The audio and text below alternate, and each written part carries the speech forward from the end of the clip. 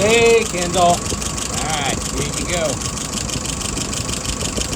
What you have is the newer version of the bowl. It doesn't have that big old box.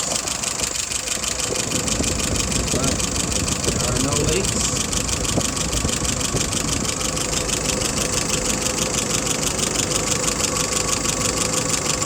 Nice and dry. What I found was this particular cover was kind of cupped, so I squared it up.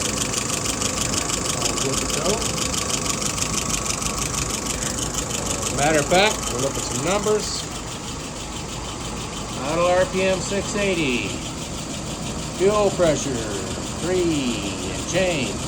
Well, almost 3. Vacuum is at 23. And there's my dwell at 41 and a half. Alright, I'm going to pull it through for you.